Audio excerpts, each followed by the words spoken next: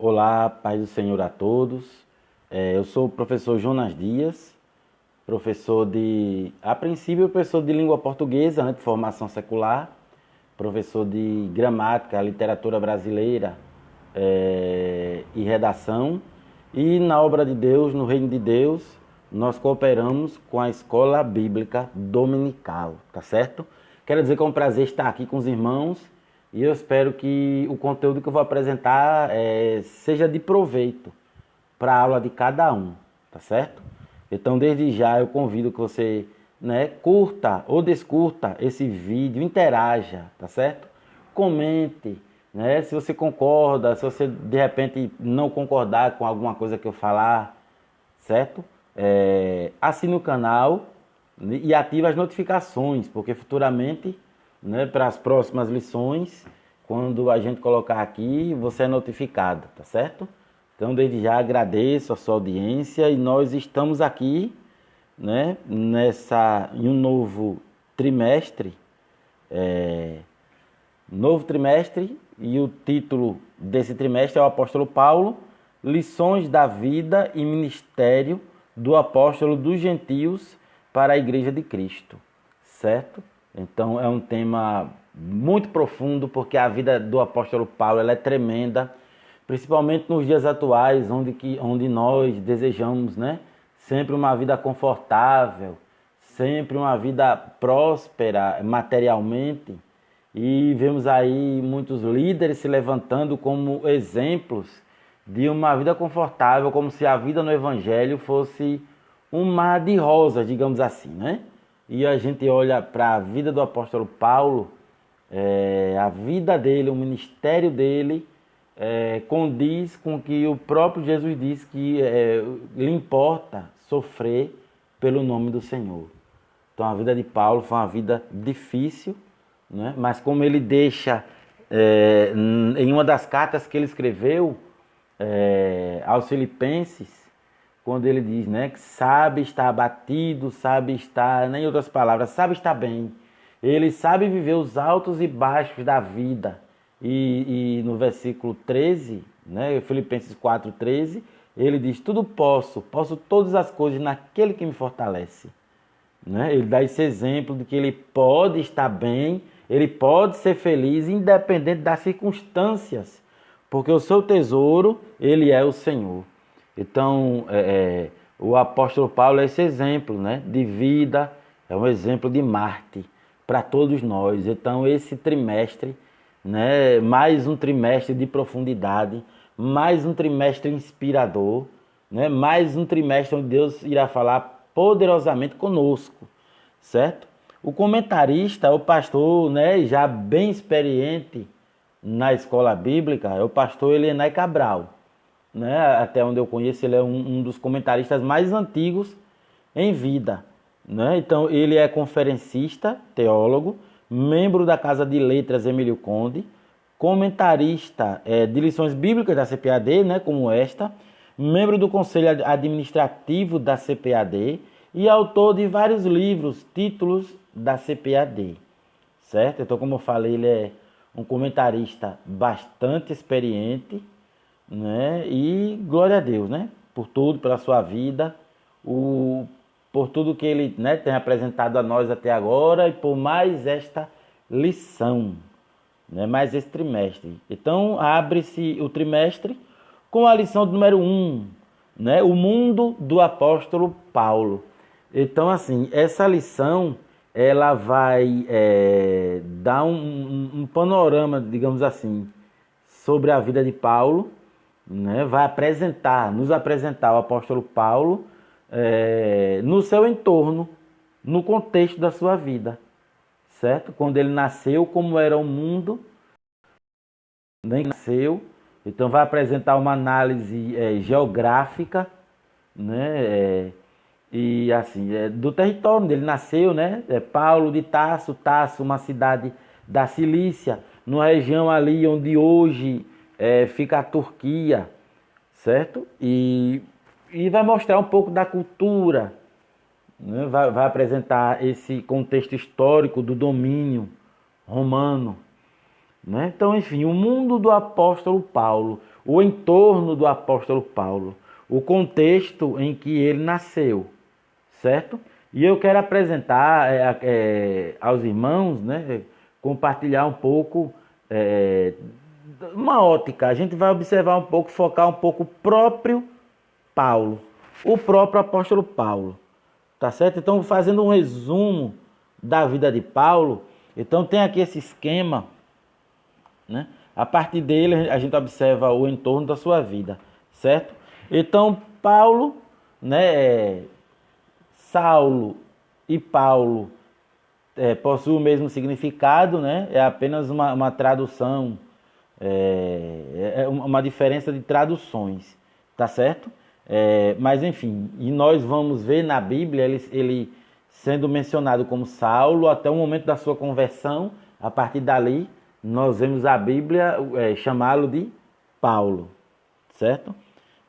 Nasceu em Tarso, capital da Cilícia, como já foi, né, abordado. Então, em Atos 22:3, ele vai se apresentar, né? Quanto a mim, sou varão judeu, nascido em Tarso da Cilícia, logo no início desse versículo.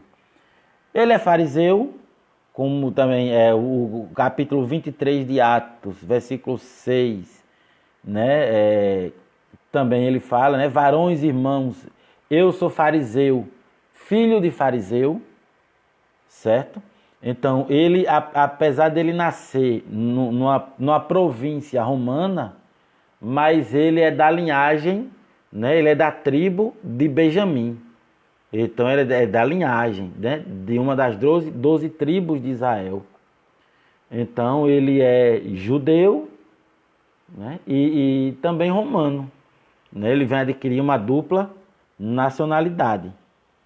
Né? Cidadão romano, como diz aqui, capítulo 22, versículos 25 a 28, né? Que diz assim: E quando o estavam atando com correias, disse Paulo ao centurião que ali estava: É-vos lícito açoitar um romano sem ser condenado? E ouvindo isto, o centurião foi e anunciou ao tribuno, dizendo: Vê o que vais fazer, porque este homem é romano. E vindo o tribuno, disse-lhe: Dize-me, és tu romano? E ele, né, Paulo, disse: Sim. E respondeu o tribuno: Eu com grande soma de dinheiro alcancei este direito de cidadão. Paulo disse: Mas eu sou de nascimento. Ele nasceu numa região, né, numa província romana, certo?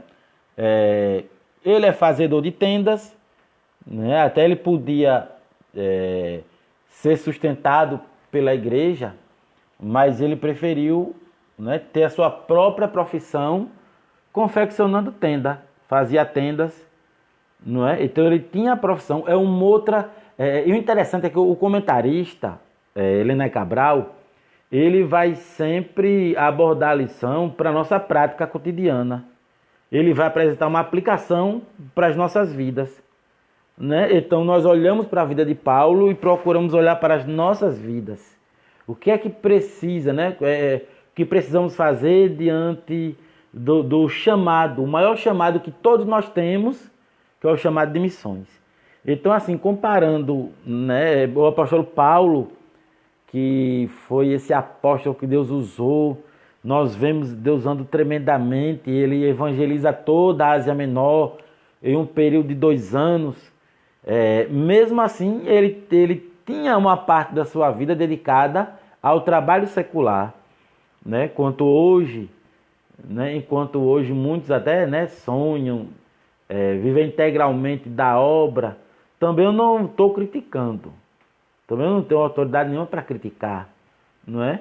Mas assim, é interessante perceber esse exemplo que Paulo dá, que ele preferiu se sustentar, ok? Então ele tinha o seu trabalho. E é interessante também saber, perceber que o trabalho secular também é um campo missionário. Então nós podemos até imaginar, quem sabe, né, confeccionando tendas, vendendo, fornecendo, nessa interação dele secular, também ele não evangelizava. Né? O crente ele é chamado para evangelizar tanto com as palavras, como também com a sua própria vida, com as suas atitudes, com o seu proceder, com a prática do amor. Então, não resta dúvida alguma que em todo o tempo, o apóstolo Paulo, ele evangelizava. É dado a ele, né, o título de apóstolo dos gentios, porque a palavra gentil significa estrangeiros. E nós vamos ver que quando Jesus subiu ao céu, ressurreto, os apóstolos que ficaram discípulos, eles tinham em mente que o evangelho era restrito aos judeus. Então, o chamado do apóstolo Paulo, né, ele é uma parte, ele próprio era gentil, era estrangeiro, então ele foi chamado para ser apóstolo dos gentios, certo? Aluno de Gamaliel, nós voltamos para o versículo, o capítulo 22, né? Aliás, voltando à questão de tendas, nós vemos em Atos 18:3, né? E como era do mesmo ofício, ficou com eles e trabalhava, tinham por ofício fazer tendas, né? Aluno de Gamaliel, como a gente menciona aqui, né? Ele diz, mas criado nesta cidade, né? Sou varão judeu, nascido em Tarso da Cilícia, mas criado nesta cidade, aos pés de Gamaliel, certo? Instruído conforme a verdade da lei de nossos pais. Então, um rabino, né? Chamado Gamaliel, que ele, né? Os pais, Paulo é de uma família bastante compromissada, né, com as leis, e colocou os pais, né, colocou seu filho Paulo para ser instruído por Gamaliel, tá certo? Ele guardava a lei, né, ele era zeloso da lei, como comprova o versículo 26, capítulo 26 e versículo 25, que ele diz, né, sabendo de mim desde o princípio, se o quiserem testificar, que conforme a mais severa seita da vossa religião, vivi fariseu. Né? Então ele próprio é quem diz, né? É quem comprova isso. Então, guardava a lei, ele teve um encontro com Jesus, e esse encontro, né, o encontro com Jesus mudou a vida dele. Então, de tão zeloso com a lei, né, a gente sabe que os judeus não aceitaram Cristo que veio. Então, os judeus, eles lutavam contra a igreja, né? E Paulo, ele foi um dos fariseus que tentaram sufocar a igreja, reprimir a igreja. Ele foi um dos fariseus que mataram crentes, né? Nós vemos, tanto é que a primeira citação de Paulo que nós vemos na Bíblia, em Atos, foi durante a morte de Estevão. Nós vamos ver ali que Paulo, ele consentiu na morte de Estevão. Ele fez parte, né? Para Paulo era correto, né, atacar esses crentes, né, esse povo que aceitava um Cristo que eles, segundo eles, não era o Cristo, né? E ele, depois que ele teve esse encontro com Jesus, né, ele foi batizado. E depois de toda a sua jornada na fé, depois que ele combateu o bom combate, acabou a carreira, né, guardando a sua fé, nós vemos as suas últimas palavras dele em 2 Timóteo, capítulo 4, versículo 6 ao 8, ao versículo 8, né, onde ele diz, porque já estou sendo oferecido por aspersão de sacrifício, e o tempo da minha partida está próximo. Combati o bom combate, acabei a carreira, guardei a fé. Desde agora a coroa da justiça me está guardada, a qual o Senhor, justo juiz, me dará naquele dia, e não somente a mim, mas também a todos os que amarem a sua vinda. Glória a Deus. Então é triste, mas ao mesmo tempo glorioso, né? Isso que foi dito, né? Esta mensagem é gloriosa. Estas últimas palavras de Paulo, né? Então, amar a vinda do Senhor. Uma outra lição que nós podemos tirar para a nossa vida. Amar a vinda do Senhor. Amar. Não é? É dizer com amor, Maranata, ora vem, Senhor Jesus. Então, o pastor Cláudio Honor de Andrade, que ele é o consultor doutrinário teológico da CPAD, não é? Então, também é um dos comentaristas, e ele é um dos mais experientes também, né? Que tem um bom número de anos, né? Eu não quero também dizer que eles sejam melhores do que os comentaristas mais atuais, não, né? Mas está entre os comentaristas que há muito tempo nós vemos aqui, né? Comentando as lições. Se você tiver no seu acervo a revista Lições Bíblicas, o primeiro trimestre de 2011, 10 anos atrás, então ele vai tratar do livro de Atos dos Apóstolos até aos confins da terra, certo? Então nessa revista está essa citação que vocês estão vendo aqui, onde o comentarista aqui, que é justamente ele, Cláudio de Andrade, ele diz que Paulo é considerado, depois de Jesus, o personagem mais importante da história da igreja cristã. Ele escreveu quase a metade dos livros do Novo Testamento e foi responsável direto pela evangelização dos gentios. 17 dos 28 capítulos de Atos dos Apóstolos são dedicados à conversão e ao ministério do apóstolo dos gentios. Sabemos mais a respeito de Paulo do que dos demais apóstolos. Aprendamos, pois, com a vida e a obra de Paulo. Então aprendamos com a vida dele, com a sua obra, nesse trimestre. Né? Procuremos pôr em prática, aplicar nas nossas vidas, nessas lições profundas que ele irá nos deixar mais uma vez, certo? Então volto a mencionar aqui a revista de 10 anos atrás, que certamente será de um subsídio para você, tá certo? A mais. É certo que temos a revista atual, né, o livro atual, mas também um dos subsídios, eu acho interessante pesquisarmos edições anteriores aqui das lições bíblicas. Também é muito bom. Tá ok? Formação cultural. Então a formação cultural e religiosa de Paulo foi importante para a realização da obra de evangelização dos gentios e judeus.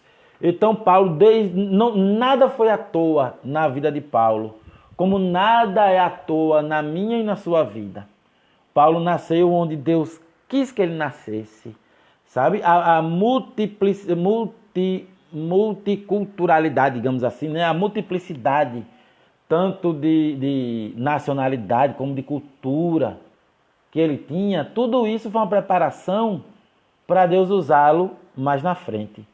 Então ele foi um homem muito culto, não é? Há quem diga que ele chegou a frequentar, né? Ele estudou na Universidade de Tarso, então ele era conhecido também por ser poliglota, então ele tinha nele essa capacidade que Deus deu, esse preparo que Deus deu para evangelizar não somente aos judeus, como aos estrangeiros, como a autoridades, como a reis, como nós vemos na leitura dessa lição, ele, né, prestando a sua defesa ao rei Agripa.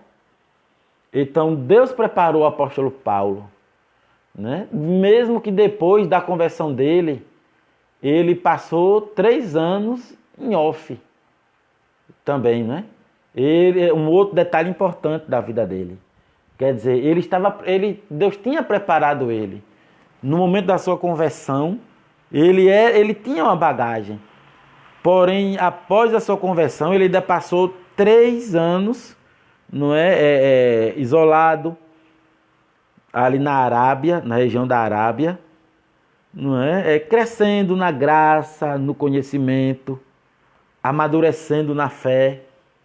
Um outro exemplo que nós podemos tomar para o nosso tempo, quando de repente em alguma congregação, em alguma denominação, não é? De repente até você é uma dessas pessoas que logo no começo da fé, às vezes é sobrecarregado por vários cargos na igreja, por vários trabalhos. Isso não é bom. É necessário, antes de assumir qualquer responsabilidade no reino de Deus, um tempo de maturação, sabe? Um tempo de crescimento, um tempo de discipulado, para que a partir depois desse tempo se exerça a obra de Deus, não é? Então, tudo que ele aprendeu, né, de tudo que ele aprendeu, nada foi em vão. Então Deus usou poderosamente para o crescimento da sua obra, do seu reino.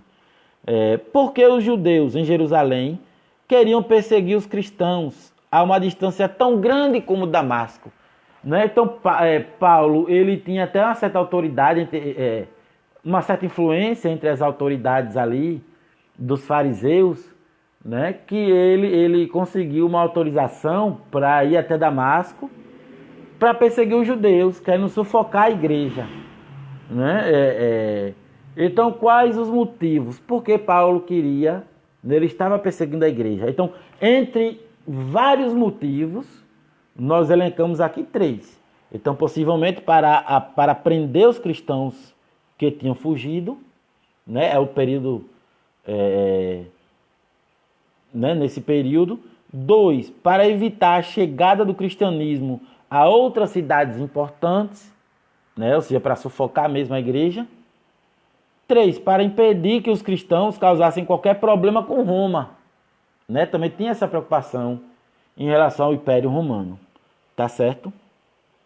E o encontro que Paulo teve com Cristo, não é o encontro com Cristo. Paulo teve um encontro com Jesus quando se dirigia para Damasco, na Síria, a fim de prender os cristãos. Não é? Então, nesse período aí, ele conseguiu autorização para ir para Damasco, e ele foi, e nesse trajeto, né? Então, uma luz resplandeceu ao seu redor, de maneira que ele não pôde enxergar, né? De maneira que quem estava com ele não pôde enxergar, né? Quem estava com ele não pôde enxergar.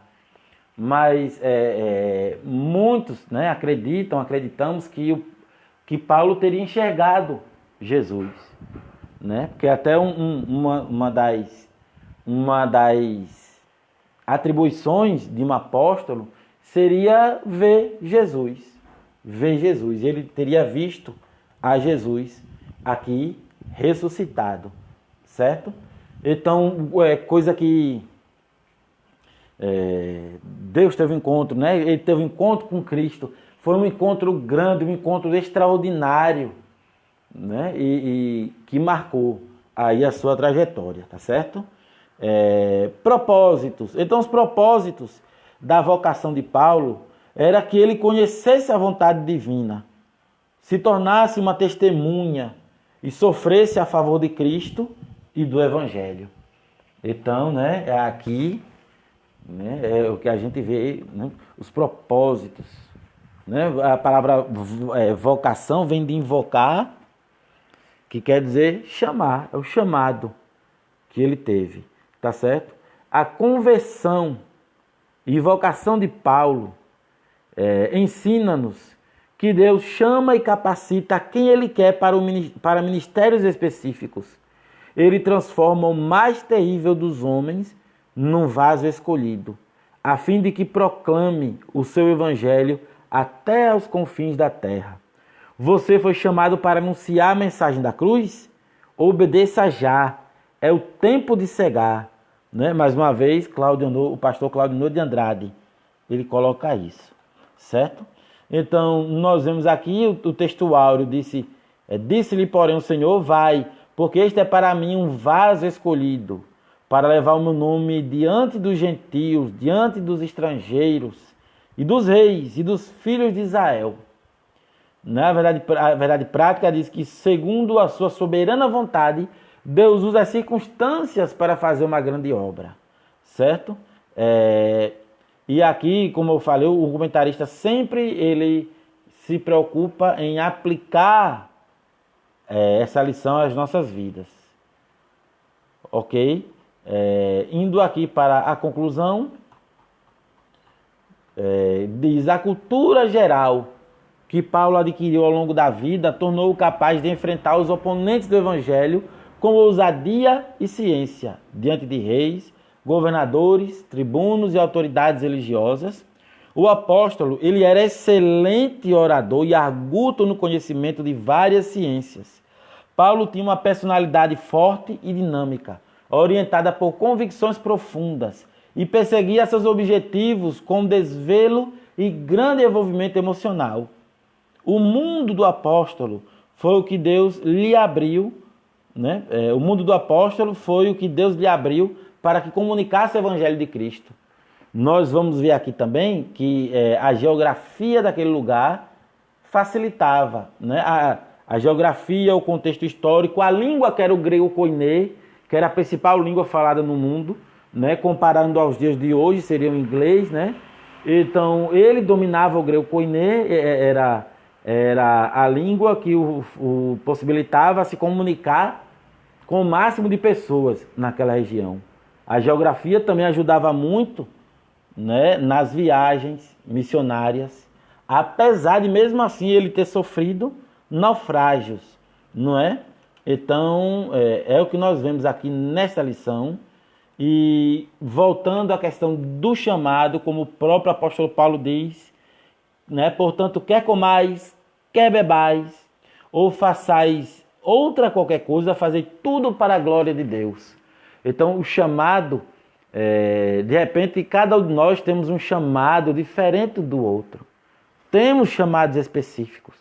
De repente, um foi chamado para cantar, Deus deu uma bela voz, outro foi chamado para ensinar, como é o nosso caso.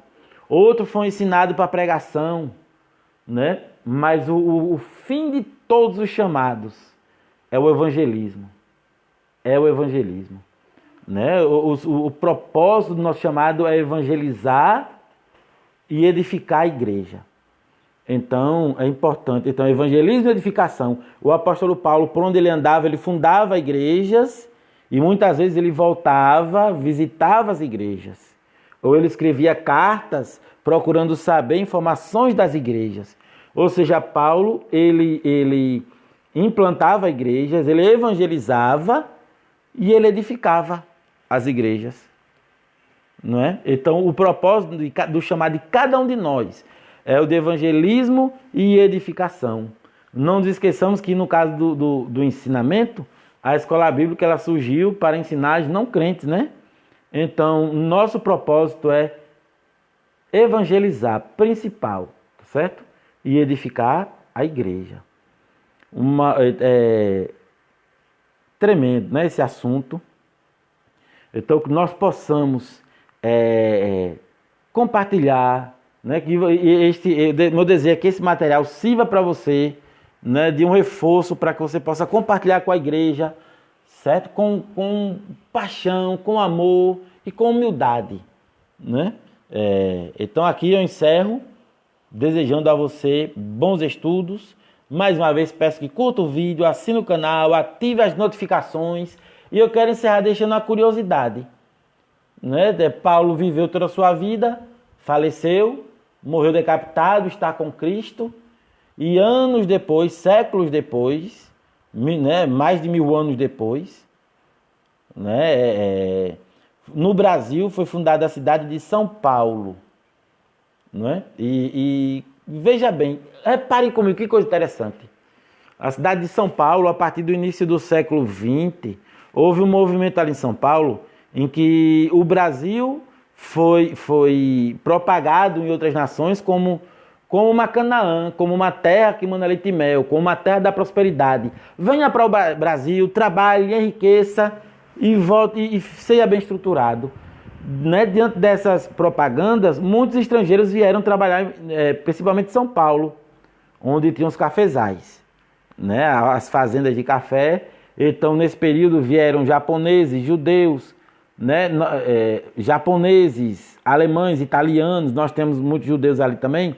Então, o que eu gostaria de observar, uma curiosidade com os irmãos e irmãs, é que a cidade de São Paulo ela terminou adquirindo, pôs-se o nome na cidade e a cidade adquiriu a característica do homem, Paulo.